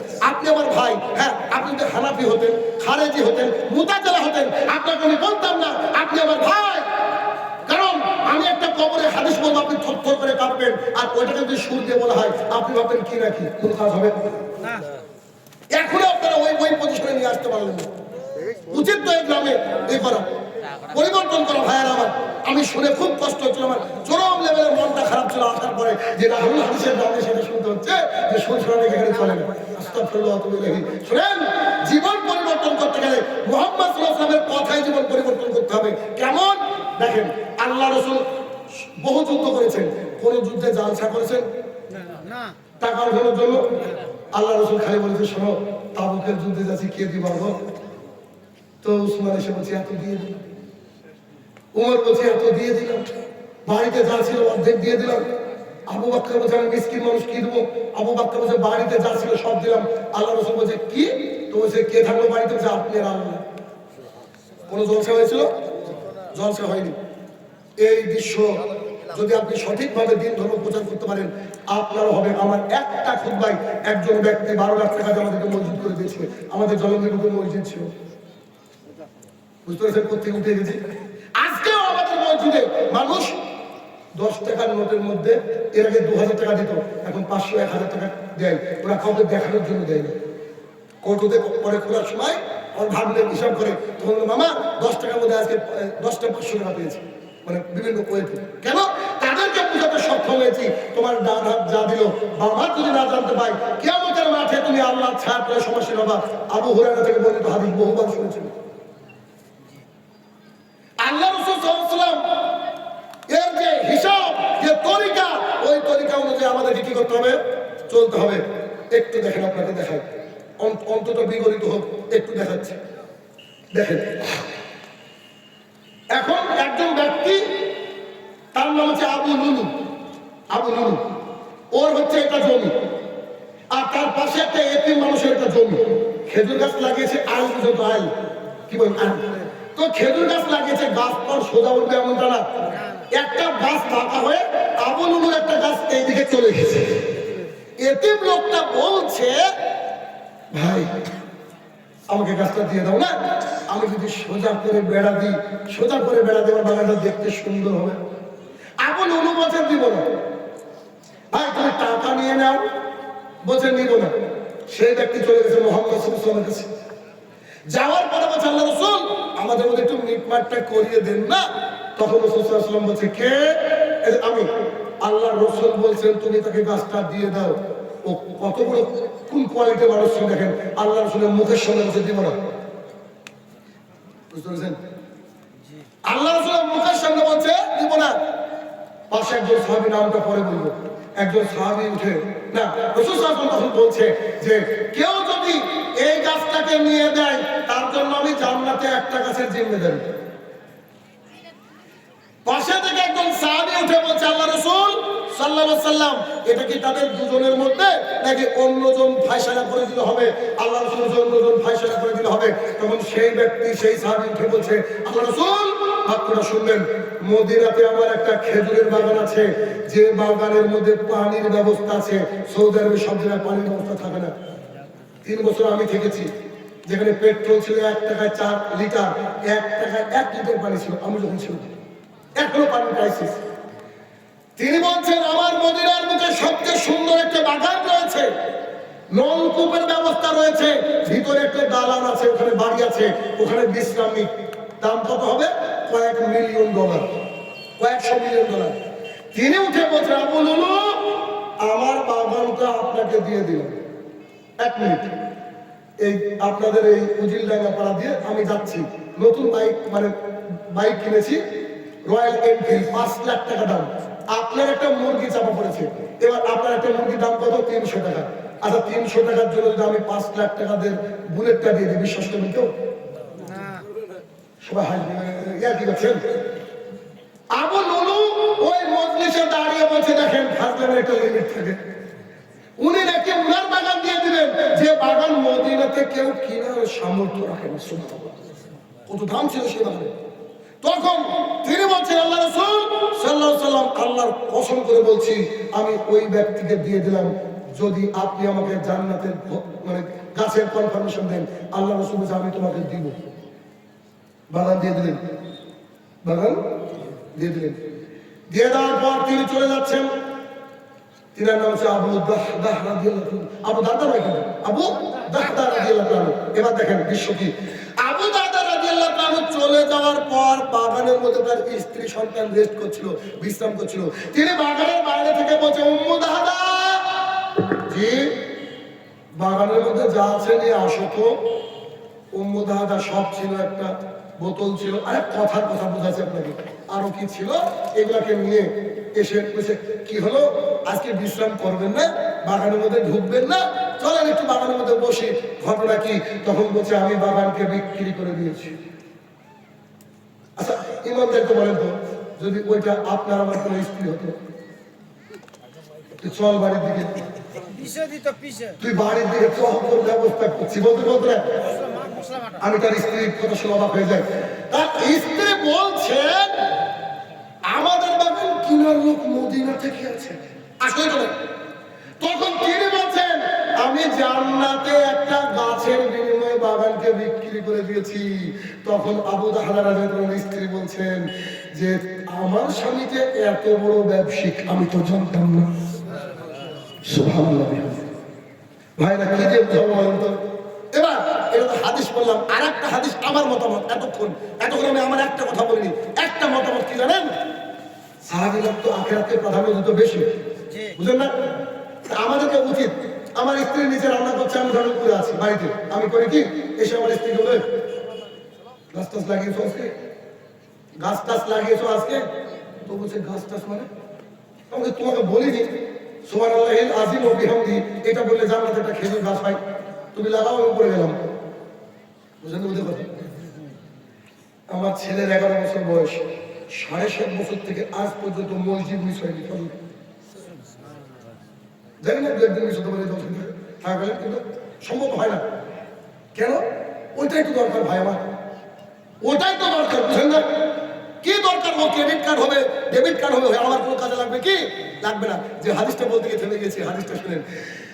আবু সাঈদ খুদরি রাদিয়াল্লাহু তাআলা বলেন রাসূলুল্লাহ সাল্লাল্লাহু আলাইহি ওয়াসাল্লাম বলেছেন আল্লাহ তাআলা কোন বান্দাকে যখন জান্নাতে একটা গাছ দিবে, এটা হচ্ছে গাছ, আর গাছের তো ডালপালা শাখা থাকে না, তো একটা ঘোড়ার চালক পাতলা দুবলা খুব স্লিম ঘোড়া, যে ঘোড়া দ্রুত যায়, গাছের গোড়া থেকে ঘোড়া চালাবে। ঘোড়া চালাতে চালাতে চালাতে 100 বছর পর ঘোড়া চালিয়ে উপরে তাকিয়ে দেখবে যে গাছের গোড়া থেকে গেছে ওই গাছের ডাল ওখানে। বুঝতে পারলেন ভাই? তার মানে যদি ওরকম একটা গাছ দেয় আল্লাহ আমাকে, গোটা পৃথিবী যদি আমার দিয়ে অসুবিধা কি আছে? আমার মনে হয় আবু দাহদাহ রাদিয়াল্লাহু আনহু বোধহয় এই হাদিসটা জানতেন। আবার ব্যক্তিগত মতামত, সাহাবীদের টার্গেট ছিল কি? জান্নাত, আর কিছু না। একজন সাহাবী সুহাইব রুমি রাদিয়াল্লাহু আনহু অনেক টাকা সম্পদ করেছে মক্কার বুকে। তিনার জীবন অনেক বড় শখ, একবার আল্লাহর রাসূলের সাথে কোলাকুলি করবে, একটু জড়িয়ে ধরে মুআনাকা করবে। তিনি যখন বেরিয়ে আসছেন, তিনি খুব তীরন্দাজ ছিলেন, তীর চালাতে ভালো লাগতেন। তখন মক্কার কুরাইশ বলছে তুমি তোমার বাপ দাদার সম্পত্তি থেকে সম্পত্তি করনি, আমাদের এলাকায় এসেছো, বসবাস করেছো, ইনকাম করেছো, তোমাকে এলাকা থেকে বের হতে দেবো না। তখন বলছে তোমরা আমাকে কেন আটকাচ্ছ? তোমার এতগুলো সম্পদ, তোমাকে বাইরে যেতে দিই? তখন তিনি সুহাইব রুমি রাদিয়াল্লাহু আনহু বলছেন যে আমার সম্পদের জন্য এতদিন যেতে যাওনি তো আবার কিসের জন্য? বলছে আমি আমার সমস্ত সম্পদ তোমাদেরকে দিয়ে দিলাম, তার বিনিময়ে আমি আল্লাহ রাসূলের সাথে একবার কোলাকুলি করব। বলেন এই হাদিস কি দিয়ে বুঝবেন? একটা খোলাখুলি করার জন্য কি করেছেন? সব সম্পদ। তিনি যখন যাচ্ছেন মদিনার মুখে, সম্ভবত মসজিদুল কুবা অথবা আরেকটা মসজিদে আল্লাহ রাসূল বসেছিলেন, তিনি গিয়ে সালাম দিচ্ছেন। সুবহানাল্লাহ, আমি ভাবি এই দৃশ্যগুলো। তিনি শুধু সালাম দিয়েছেন, সালাম দেওয়ার পর রাসূল সাল্লাল্লাহু আলাইহি ওয়াসাল্লাম দাঁড়িয়ে গিয়ে বলছে, সোহেব তুমি ব্যবসায় লাভ করেছো, ব্যবসা লাভ করেছো, ব্যবসা লাভ করেছো। সোহেব রাদিয়াল্লাহু তাআলা বলছেন, সারা রাস্তা বুকের মধ্যে আনন্দ নিয়ে আসছি, কখন গিয়ে বলবো আপনার সাথে সাক্ষাতের জন্য জীবনে সব সম্পদ দিয়ে দিয়েছি, আর আপনাকে আমার আগে জানিয়ে দিয়েছে জিবরাইল। Successful person. জি, কাপড় পর্যন্ত ছিল। অনেক লম্বা ঘটনা আপনাদেরকে শর্ট শর্ট করে শোনাচ্ছি, বুঝলেন না? অনেক রাত হয়ে যাচ্ছে, বুঝতে পারছেন, ঠান্ডা। তাহলে কি এটা আমি আপনাদেরকে বলতে চাইছি যে এরকম করে যদি হাজারো বক্তৃতা দিই, হাজারো কথা বলি, সাহাবীদের ঘটনা শেষ হবে না ভাইয়ের আমার। কিন্তু আমরা যে আহলুল হাদিস, আর আহলুল হাদিস হচ্ছে এই বুখারী রাহমাতুল্লাহ উস্তাদ হচ্ছে আলী ইবনে মাদানী। আলী ইবনে মাদানী বলছে, আল্লাহর জমিনে যদি হকপন্থী কোনো দল থাকে, ফিরকায়ে নাজি থাকে, একমাত্র দল হচ্ছে আহলুল হাদিস। একমাত্র দল আহলুল হাদিস। আমার সন্তান তার সামনে কেউ গোস্তের বাটি দিয়ে গেলে ও প্রথমে বলে, যে ব্যক্তি জবাই করেছে ও নামাজ পড়ে তো? 11 বছর বয়স। আমার মেয়ে 6 বছর বয়স, সে যদি বুরখা ছাড়া কোন নারীকে দেখে তো আমার মেয়ে বলে যে এ হিন্দু। কেন? আমরা নতুন আহলে হাদিস তো, বুঝলেন? আমরা তো নতুন, আল্লাহই বলছে আমরা নতুন। 2010 সালে সৌদি আরবে হিদায়াত পেয়েছি আমি। 2010 সালের পর এখানে দাওয়াতের কাজ করছি। আল্লাহর মধ্যে গোটা বিশ্বের বিভিন্ন প্রান্ত থেকে দাওয়াতের কাজ আল্লাহ তাআলা করে নিচ্ছে। কতদিন বুঝি না, তবে যতটুকু বুঝি অতটুকু লালন করার চেষ্টা করি, অতটুকু পালন করার চেষ্টা করি। কেন? কারণ আল্লাহ ছাড় দেন, কিন্তু আল্লাহ ছেড়ে দেবেন না, ছেড়ে দেবেন না।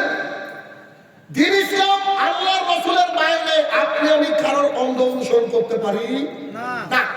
এই যে শাবান মাস চলছে, এই শাবান মাসের ব্যাপারে আমি বলেছি, যে ব্যক্তি এই শবে বরাতকে কেন্দ্র করে একটা রোজা করবে, তার জন্য যথেষ্ট জাহান্নাম যাওয়া। এত বড় কথা, এত বড় কথা বললাম কি করে? ফাইন্না খায়রাল হাদিসি কিতাবুল্লাহ ওয়া খায়রাল হাদি হাদি মুহাম্মাদিন সাল্লাল্লাহু আলাইহি সাল্লাম। এই যে কথা বলেছি, তাহলে সর্বশ্রেষ্ঠ কথা আল্লাহ, তারপরে কথা কার? রাসূল সাল্লাল্লাহু আলাইহি সাল্লাম। তারপরে কুল্লু বিদাতিন দালালা, ওরে বিদাত হবে কি হবে না? কুল্লু দালালাতিন ফিন্নার, আর প্রত্যেকটা বিদাতি হচ্ছে জাহান্নামের যাওয়ার রাস্তা। তার মানে শবে বরাত বলে ইসলামের ইতিহাসে কিচ্ছু নাই, সবগুলা বানোয়ার জাল জয়ী। দিন রাত বলছি, বুঝলেন? মানুষ মারতে আসে, তারে কখন কিভাবে পেলে হত্যা করবে। রাস্তায় আসার সময় নুঙ্গি আর টি শার্ট পরে আসি, শাহিনুর রহমানকে টুপি খুলে অনেকে চিনতে পারে না, বুঝলেন না? এসব এমন ভাবে আসি যাতে কোনো মানুষ না চিনতে পারে। কেন? আর দ্বীন ইসলামের দাওয়াত দেওয়া খুব কঠিন কাজ ভাই আমার, হক কথা বলা। আপনি চিন্তা করে দেখেছেন শুরুতে যে বাক্যটা বলেছিলাম একবার মিলান তো, আর প্রথম ব্যক্তি ছিলেন আদম আলাইহিস সালাম, আর সর্বশেষ নবীকে কোন জাতি কি ফুলের মালা দিয়ে বরণ করেছে? ডক্টর জাকির নায়েক হক কথা বলে, সে লোকটাও তার বাবার জানাজা পর্যন্ত করতে পারলো না। আব্দুল রাজ্জাক বিন ইউসুফ ভাবে যাবো না, দেখেছেন সিলেটের মাটিতে কি করে মার খেলো। উস্তাদকে আমি বলছি যে আপনার জীবনে সেরা ঘটনা বলেন, বলছে স্টেজ থেকে এমন বলে দিচ্ছে স্যান্ডেলই নাই। আজকে যদি আপনি তাকান, আমাদের দেশের আব্দুল্লাহ সালাফি হবে যাবো না, আনোয়ার ফাইজি আসামের স্টেজে আগুন পর্যন্ত ধরে দেওয়া হয়েছে। কিন্তু হক কথা এখন আছে কি নাই? তার হক কথা আছে। বুঝতে হবে ভাই আমার যে আমরা আল্লাহর রহমত, আমরা মুসলমান, 1 নম্বর রহমত। 2, 73 দলের মধ্যে আলহামদুলিল্লাহ যে আমরা সঠিক রাস্তায় আছি। কেন? আমাদের উদ্দেশ্য হচ্ছে যখন কোন সহিহ হাদিস পাবো, পৃথিবীর যে লাশাই আসুক না কেন, তার কথা শোনার যাবে না, সুযোগ নেই। একবারে যেটা কোরআন এবং সুন্নাহ মোতাবেক ওটাই চলবে। আমাদেরকে কতগুলো আমাদের ভাববে এত বড় দাড়ি, বলে এত বড় দাড়ি রাখা যায়? আর ওই যে আল্লাহ রাসূল বলেছে ফরলোহা ওয়াসুসারেফ, দাড়িটাকে ছেড়ে দাও, গোঁফটাকে ছাটো। এটা কি ব্লেড দিয়ে নয়, কাইসি দিয়ে বা ট্রিমার দিয়ে ছাড়তে হবে না। আপনার না থাকতে পারে, ভালো করে বুঝেন, কিন্তু হাদিস তো এটাই, হাদিস তো এটাই। আপনি ভুল রাস্তায় থাকতে পারেন, কিন্তু হাদিস তো এটাই। আপনি যদি পানবেরি জর্দা গোল সিগারেট খান তো ইবাদত কবুল হবে না, হাদিস তো এটাই। কিন্তু আপনি শব্দ নিয়ে আমার সাথে খেলতে পারেন, এটা আপনার হিসাব, আপনি খেলতে পারেন। কেন? আপনাকে বুঝতে হবে আমরা তরিকায় মুহাম্মদ সাল্লাল্লাহু আলাইহি ওয়াসাল্লামকে মেনে নেব, আর মুহাম্মদ সাল্লাল্লাহু আলাইহি ওয়াসাল্লাম ছাড়া পৃথিবীর কারো কথা অন্ধভাবে মেনে নেওয়া যাবে না। যাবে না। আমি আপনাদেরকে টোটাল বিষয়টা কয়েকটা ধর্মগ্রন্থ থেকে, আমি জানি না এরকম বক্তব্য কোথাও শুনেছেন কিনা, রেফারেন্স সহকারে আপনাদেরকে বলে যেতে চাইলাম যে দেখেন, পৃথিবীর বুকে রাসূল সাল্লাল্লাহু আলাইহি ওয়াসাল্লামের তরিকায় যদি কেউ চলে, সেই ব্যক্তি আল্লাহর জমিনে কিছু মানুষের কাছে অপমানিত হবে, কিন্তু আরো সে আল্লাহর কাছে সম্মানিত না। দেখেন, নদীর একটা সেন্টার আমি পড়াই, আমার সামনে থেকে 700 ছেলে মেয়ে, আপনাদের দিনাজপুরেরও বহু থাকে, ওরা ওই যে ডিফেন্স আছে না, পুলিশ, তো ওই পুলিশ লাইনে পড়ে আমি পড়াই। দাড়িওয়ালা লোক আমি যখন পড়াই, আপনি কল্পনা করেন, এক হিন্দু আমাকে একটা ছেলে একদিন প্রশ্ন করছে যে স্যার, অনেকদিন থেকে সাহস পাই না, আমাদের লাইফের সেরা স্যার আপনি। শুধু গুগলে সার্চ দিয়ে যেগুলো আমরা একটা ক্লাস করেন, আপনি ভক্ত হবেন ইনশাআল্লাহ, আশা করি। আর আমার প্রত্যেকটা ক্লাসের মধ্যে এটা আমার টেকনিক, দিন ইসলামকে বুঝাবো। তুই হিন্দু হয়েছিস, তুই ভালো পাবো কি দিন ইসলামকে বুঝতে হবে কি করে। উদাহরণ দিয়ে দিচ্ছি, একদিন এক ছাত্র আমাকে বলছে, স্যার আপনি তো পোশাকগুলো সুন্দর সুন্দর পরেন, কিন্তু সব পোশাকে তো উঁচু কেন?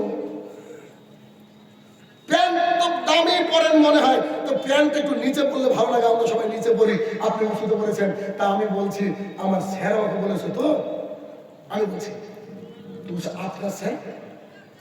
আপনার স্যারকে? আমার স্যার নাম হচ্ছে মোহাম্মদ সাল্লাল্লাহু আলাইহি ওয়াসাল্লাম। বলছে মানে? আমি যেটা আমাদের একটা ধর্মগত মুসলিম শরীফ হাদিস নম্বর 195, রাসূলুল্লাহ সাল্লাল্লাহু আলাইহি ওয়াসাল্লাম বলেছেন, যে ব্যক্তির প্যান্ট টাকনুর নিচে থাকবে, লুঙ্গি জুব্বা টাকনুর নিচে থাকবে, তার দিকে আল্লাহ তাকাবেন না, তাকে মুক্ত করবেন না, ওইটুকু জাহান্নামের দিকে যাবে কিয়ামতের মাঠে। পরের দিন দেখছি হিন্দুরাও জোরে চলেছে, ওরাও জোরে নিয়েছে। আমার ছাত্রছাত্রী এমন, আমি যদি বলি এবার কি পাস করা যাবে, হিন্দুরা বলে ইনশাআল্লাহ। আমি যখন মেডিসিন করাই, আমি বুঝাই ভাবে, দেখো বাক্য একটা গড দিয়ে হবে, একটা উইশ দিয়ে হবে। যদি কোথাও গডের উল্লেখ থাকে, সেখানে প্রে হবে, মানে প্রার্থনা একমাত্র ভগবানের কাছে হয়, আল্লাহর কাছে হয়। তোমরা যে বট গাছের পুজো করো, তোমরা যে অমুকের পুজো করো, এগুলো জায়েজ না, আমি পড়াই। সেই ছাত্রকে এখন নাম্বার দিচ্ছি, ফোন করেন। আপনি ফোন করে যদি বলেন শাহিনুর স্যারের কিডনি লাগবে একটা, শাহিন স্যারের কিডনি লাগবে, হিন্দুরা প্রতিযোগিতা করবে আমাকে কিডনি দেওয়ার জন্য। কেন? তারা আমাকে দেখে ইসলামটা বুঝেছে যে এ হচ্ছে আমাদের স্যার।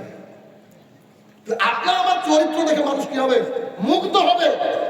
কারণ আমার সামনে পুজোর চাঁদা নিতে আসলে বলি, ভাই তোমার কি ব্লাড লাগবে, রক্ত লাগবে, আমি শাহিনুর রহমান দেওয়ার জন্য প্রস্তুত। তোমার কি খাবার লাগবে, টাকা দেওয়ার জন্য প্রস্তুত, কিন্তু আমি দুর্গা পুজোর চাঁদা দিব না।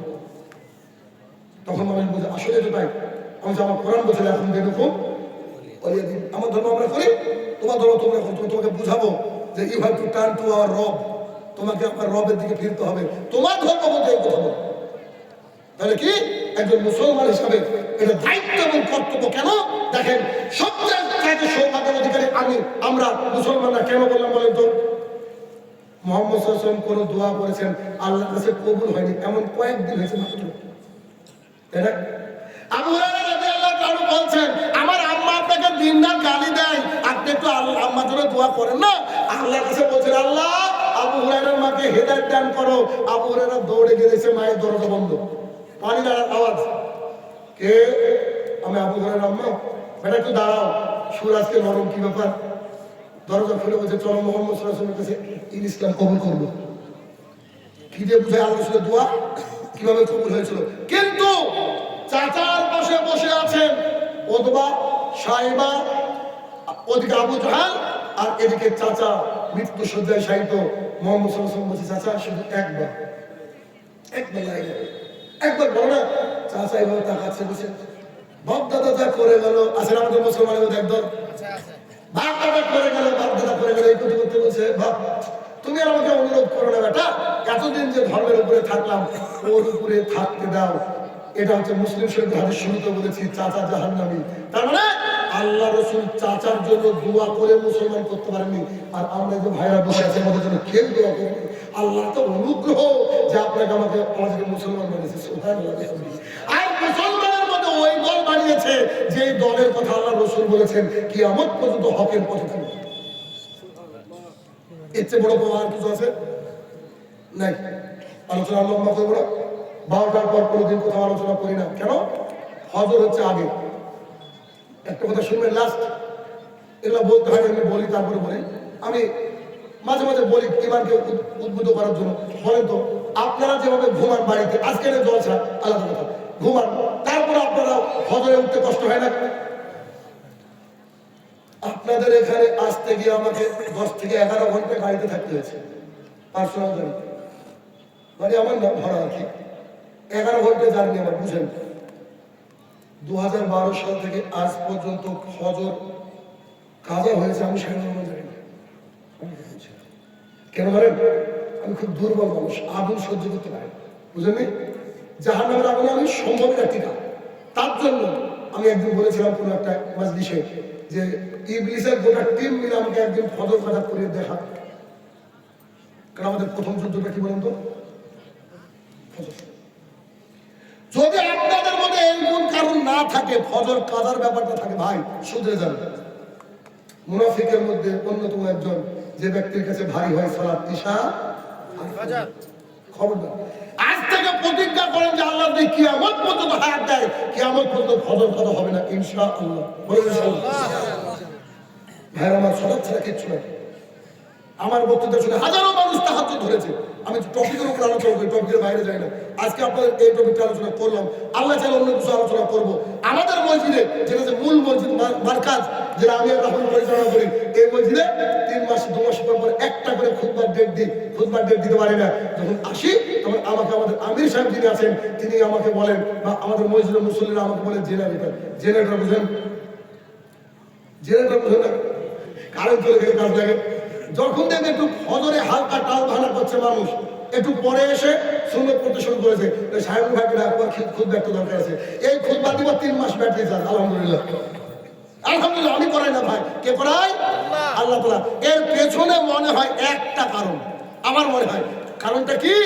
আল্লাহ তাআলা বলেছেন ওয়ালা তাসতারু বিআয়াতি সামানান কালিলা, আমার আজকে কম দামে বিক্রি করো না। যারা কন্ট্রাক্ট করে বক্তৃতা করে তাদেরকে দিন রাত খবর দিচ্ছে আমি শাহিনুর রহমান।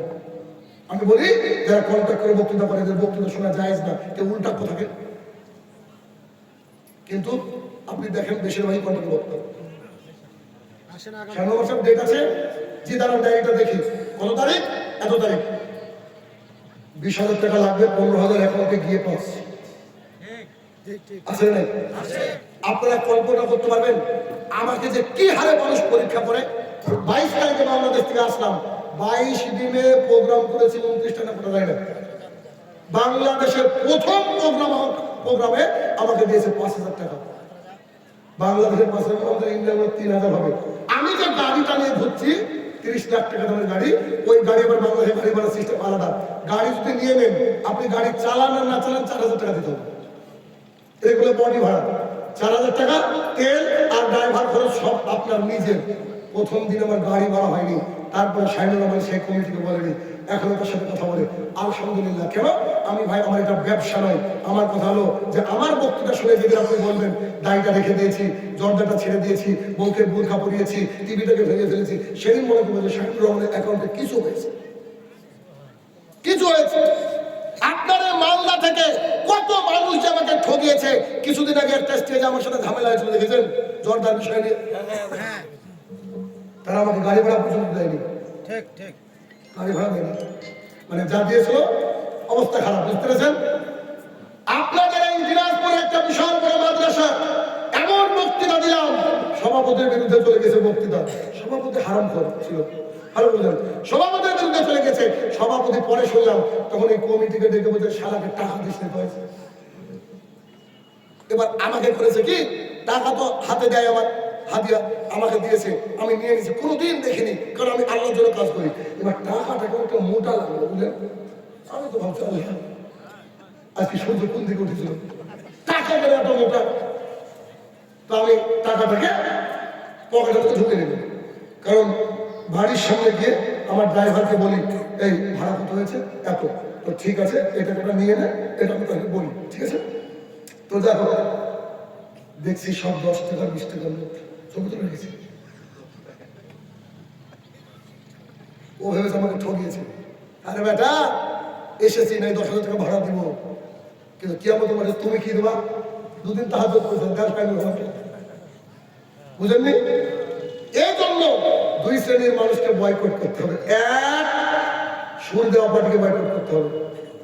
কষ্ট হচ্ছে আমি জানি, এ দিয়ে উপকার হবে না। দুই, যারা কন্ট্যাক্ট করে বক্তব্য করে 5 টাকা যদি এক্সট্রা চাই, বলতে পারে ঠিক আছে আপনাকে নেবো না, আপনি আমাকে বলুন, আমি বক্তব্য দেবো, আপনার যান ভরে দেবেন, আলোচনা শুনুন শুনুন, কিন্তু আপনি তাকে যা খুশিয়ে দেন।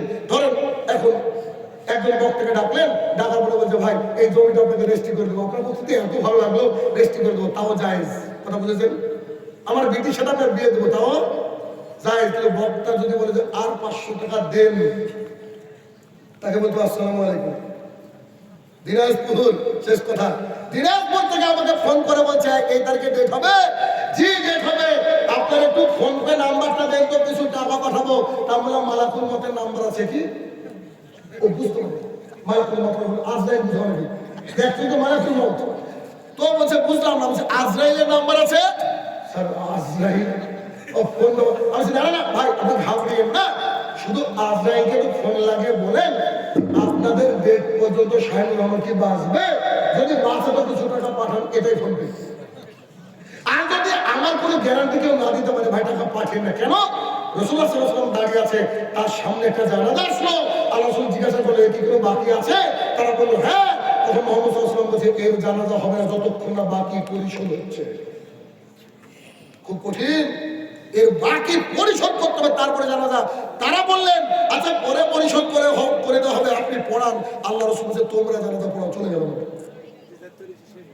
বুঝতে পারছেন কথা? ভাইয়ের আমার আর আলোচনা লম্বা করবো না, যেহেতু এটা মসজিদে, তাই না? মসজিদের মধ্যে করবেন। আর ঠান্ডাটা একটু পরের দিকে মনে পড়লো মনে হচ্ছে, তাই না?